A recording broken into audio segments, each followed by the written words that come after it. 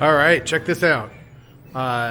From 1971, I believe. This is Chicago Coin Twin Rifle electromechanical shooter game. These are really interesting, and we'll crack it open and I'll show you how it aims and shoots and all that other fun stuff. It's a big beast of a machine. It weighs about 450 pounds. So I got it and it didn't work. So I'm trying to figure out why it didn't work. What I do know, right now when you start a game, so these function similar to an EM pinball machine. So there's a score motor here. You start a game, this goes through, it resets everything. These are all your little scoring doodads and so on and so forth. And luckily with this, every single thing is labeled, which is really, really nice. It has score reels. I've taken this one apart because at some point someone oiled it, and it's they even oiled the plunger and everything, and this was just all seized up because the oil. All right, so I bought it from a guy. He bought it 8 or 9 years ago, had it shipped to his house. It got to his house, it didn't work. It sat on a pallet, basically what it was shipped on, I guess, for 8 years. So it just sat for a long time. So whoever oiled it before that, all of this oil or grease or whatever has just turned into just putty. So this barely moves. So I do know one of the reasons why it wouldn't restart or why it wouldn't start is because this score reel in particular was just stuck. So it was on 100. I set it to 0. The game did start. I was able to play a little bit and determine kind of what's going on with it. But then it stopped starting, and this kept cycling round and round and round because something hadn't reset. And I think it's related to this one. All the other ones seem to reset. But we're going to start. We're going to clean this. We're going to clean the other. There's 4 score reels in all. So we're going to clean that one and the player 2 ones. And once we get those cleaned, we'll start it up. We'll see how it works. Okay, so the cool thing about this game is when you look in there, it looks like it goes way the hell back. And that's because right here is a mirror. And so the mirror slants here, and all the way back is down to there. So we can actually look back here, and you can see some of the orange targets are back there. We'll get a better view on the other side. There's a target in here. I can't get to it.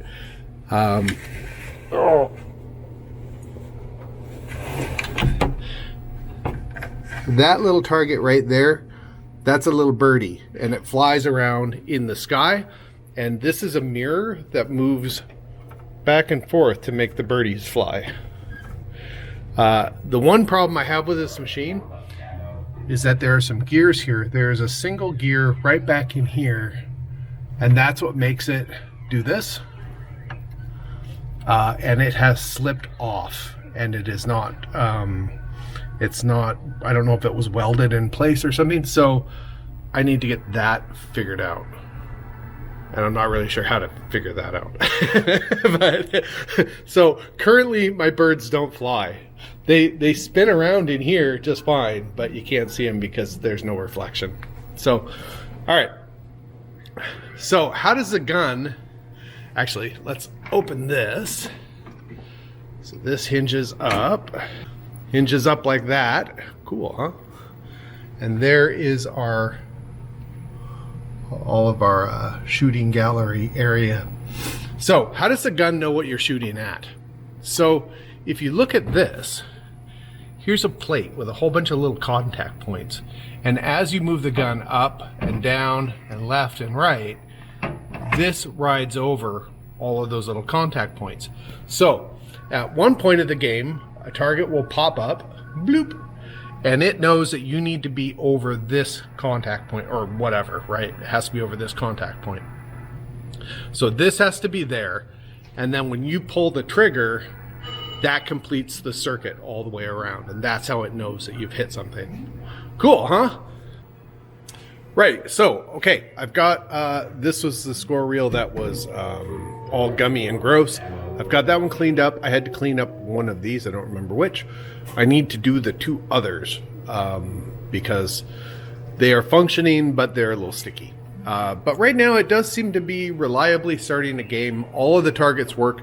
I have a couple of deer targets that there's 1, 2, 3 of them that kind of rotate around. Those targets are a little busted up. But a friend of mine was working on one of these for a client, and we made molds of those targets. I think they were the deer targets, so he might have the molds for those still, and I can ask him to pour me some, and then all my other targets seem fine. The birdies are still not flying. I haven't gotten that going or not. The only other thing I need to do is there's a little instruction. There's a plate that goes over here with a little instruction, player 1, player 2. And the plastic had come off of it, and someone had poked their hole through the little thing right there. But let's start a game and shoot some stuff. And it's a timed game, but it doesn't start until you pull the trigger. And there it goes. Those are my little my deer that need fixing. So this is actually the birdie. Let's see if I can get up here and you can kind of see it. You can kind of see it going by there because we're up high enough to see the mirror. Got it. Who's next? Who wants to die next? You do. And you do.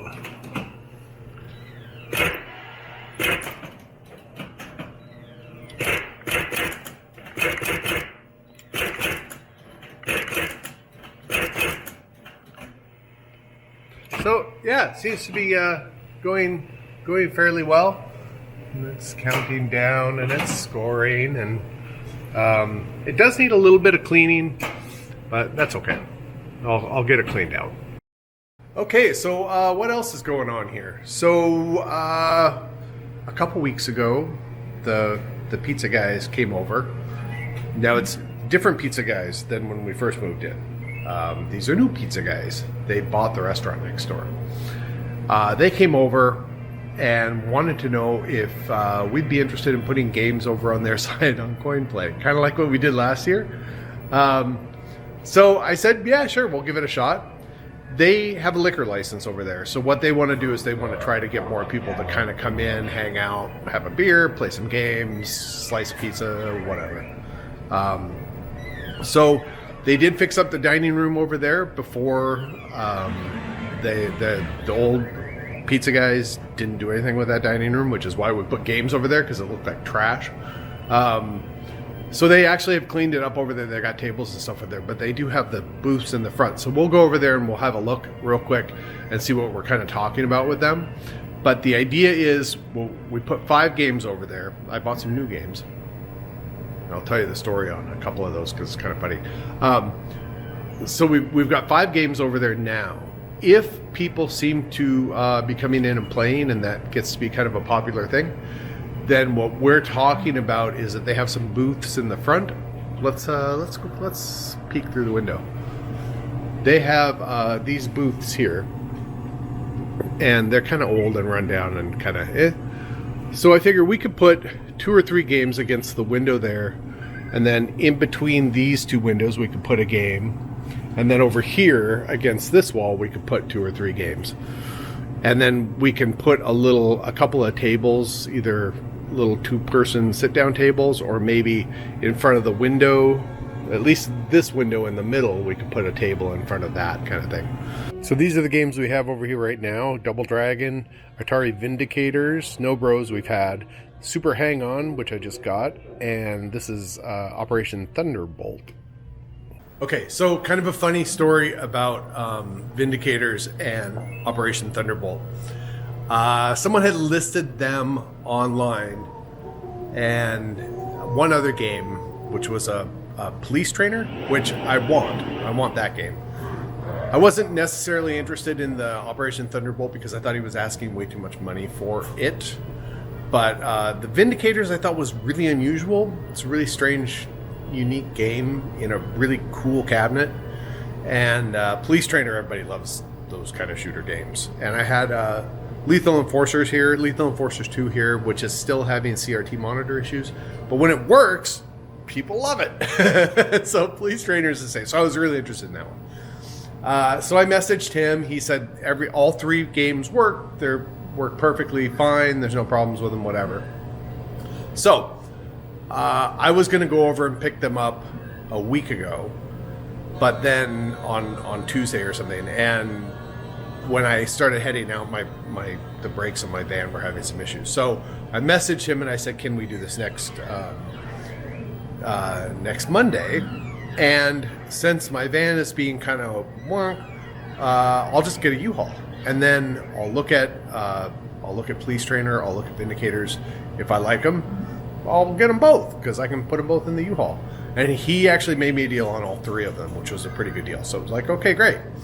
But there's still the issue of, do they actually work and whatever. So in the process of all of this, I end up finding out that these machines are in what used to be an illegal cannabis lounge. And they had been busted and shut down. Apparently what they were doing was people would come into the place, they would buy marijuana from them. They're not licensed to sell marijuana, and then they'd hang out in this place and smoke a whole bunch of marijuana. That was the idea. Apparently they had been open for about 4 years. I don't know at what point they got these machines, if they had been there the whole time, or if this was sort of a recent thing that they had added to their little cannabis lounge. But so I found out about this, and I thought they had been shut down in April of 2024, but apparently they were shut down in April of 2023. That's when they were busted. So they've been sitting there for a year. So guy says, no problem. I'm going to be there cleaning out the place, and I'll be there all week. And so I'll leave these machines there, but we need to be out. So, make sure that you come and get them. So we go there, and he's been kind of difficult to reach and to communicate with. So we get the U-Haul, we go there, and I joke as we pull up, and I say, one, I hope he's actually even here, and 2, I really hope the games are in the condition that he said they were, because I've dealt with like serious stoner people before, and that's not usually the case. So we get there, he's not there. Someone else is there, a woman's there. So she opens up, we go in, the place is just like, it smells like people have been smoking pot in there for 4 years. Like, it's overpoweringly strong. Anyway, the Police Trainer did not work at all. The monitor was completely hooped on it. But Vindicators was actually in pretty good shape. And Operation Thunderbolt, it's one of those games that I would like to have, because you always see them in arcades and stuff, and people remember them, but it's not on the top of my list again. But it looked fine. So we get them out. The dude never shows up. I end up, after we wait for about 40 some odd minutes, I make her an offer. She messages him, he okays it, we cash out, we load the things into the van, and we get the hell out of there. We come back here and we open up that U-Haul. The back of the U-Haul just reeked of weed. Like, I wonder how long this is gonna take before, like, this place doesn't smell like weed. So I actually got him in here, I cleaned them all up. The monitors were just filthy, like, just with this like orange film on top of them. I had to scrub the monitors clean. The whole insides of these machines just reek still of cannabis, but cleaning up the outside, wiping them down on the outside. If you walk up to one, you don't really smell it, but if you open up the coin door, yeah. So that's my adventure into the stoner den of sadness and fetching machines. Makes a good story, though. So Big Lebowski has been chugging away okay. We actually have the A new apron has been shipped, and we should have that in the next few days. So I'm going to do a video about swapping out the apron for the new Fancy Pants light up starry apron. Other than that, I think everything here is mostly the same. Yeah, we moved a couple games out of here. We have, did I talk about Bust a Move? Got Bust a Move in. Space Invaders, Battlezone. Aero Fighters is over here. We got rid of our other little, I forget what it was, Street Fighter, I think. So we just have a little Rampage here. I have a couple machines I'm working on in the workshop, and one of them would fit nicely right here. So Rampage will go when I get that in here. Other than that, it's about the same, I think. Sophia has been in BC for the last couple of months for a family-related thing, but she's coming back next Monday. So that'll be nice. I've been running this whole place mostly by myself for the last couple of months, and I've had limited time that I could do some extra stuff, especially with like running and grabbing machines, because that's kind of an all-day affair, because we usually have to go to Halifax or Moncton or something like that. So the couple of machines that I've had in the workshop, I just really haven't had the time or the energy to work on them. So hopefully I can have those. I have a cocktail table that I think is going to end up being maybe a Donkey Kong, and then I've got the cabinet that might be a Quicks, or I might reverse the two. The cocktail table might be a Quicks. I really want Quicks. I haven't played it in a really long time, and I really want to play it. So one of the two. I haven't decided yet. Probably the cocktail table first. And the cocktail table, I think I'm going to put over there behind Electra for now. And then I might pull one of these out of here because they've been in here for a little while. I suppose I could take something like the little drivey game and we could put it next door on quarters because it's all set up for it. But yeah, so that's about it, I think. Let's see, we talked about that. I talked about the Stoner Dead of Sadness. I don't think I have anything else to say. I haven't done an update for a while. So we're getting more shirts in because tourist season is going to be starting up here in about a month or so. And we're going to go to 7 days a week for the end of June. We'll go to 7 days a week. And so I ordered a whole bunch of t-shirts in and some other stuff. I don't remember what else. I'm rambling. It's time to go. Okay. Thanks for watching.